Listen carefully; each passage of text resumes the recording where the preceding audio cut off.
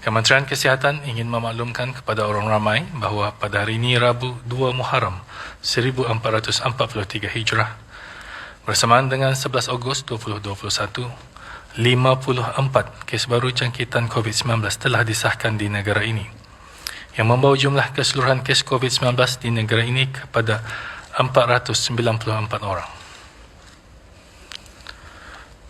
Terdapat tambahan kes-kes baru kepada kluster-kluster aktif yang sedia ada, iaitu 25 kes bagi kluster Chong Hua KB, 8 kes bagi kluster Sempurna Enak, 3 kes bagi kluster Al-Falah.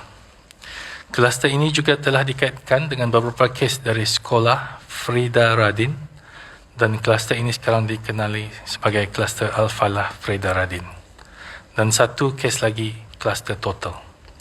Selain itu, terdapat 4 kes baru hari ini yang telah dikaitkan dengan kes 423 yang dilaporkan kemarin, iaitu salah satu kes yang belum diketahui juga sumber jangkitannya. Kluster ini sekarang dikenali sebagai kluster immigration. Terdapat kemungkinan kluster ini berpunca dari satu kes positif yang datang mendapatkan perkhidmatan di kaunter Jabatan Imigresen dan Pendaftaran Kebangsaan Bandar Seri Begawan dan kaunter Jabatan Imigresen dan Pendaftaran Kebangsaan Cawangan Kuala Belait pada 31 Julai 2021. Oleh itu, sesiapa yang telah pergi ke kaunter-kaunter berkenaan pada hari tersebut dan pada ketika ini mempunyai tanda-tanda jangkitan adalah dinasihatkan untuk segera mendapatkan rawatan dan melakukan ujian SARS-CoV-2 di pusat-pusat swabbing. Kesemua kes yang dilaporkan pada hari ini adalah kes jangkitan tempatan, itu termasuk 13 kes yang masih belum diketahui sumber jangkitannya. Kes-kes dalam kluster-kluster aktif ini adalah mereka yang sedang menjalani kuarantin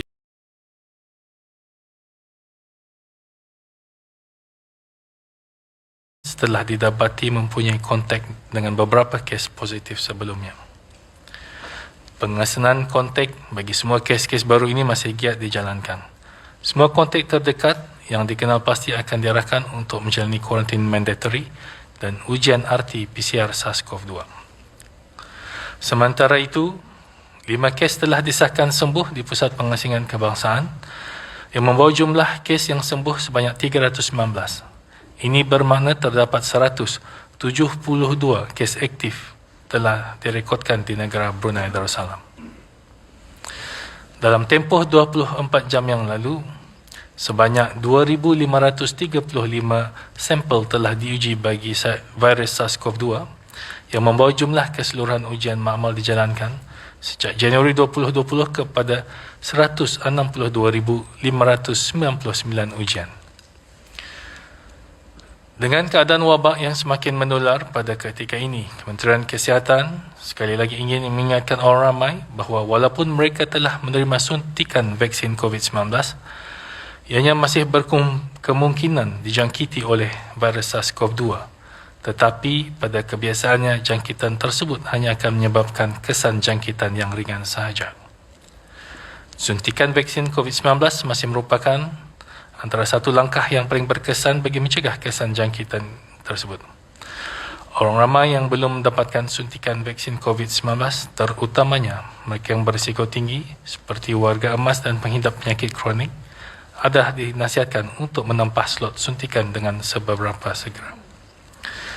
Kementerian Kesihatan sedang berusaha untuk mengembangkan kapasiti program vaksinasi kebangsaan bagi memastikan liputan ataupun coverage vaksinasi di kalangan rakyat dan penduduk di negara ini dapat dipertingkatkan dengan segera demi untuk melindungi kesejahteraan semua.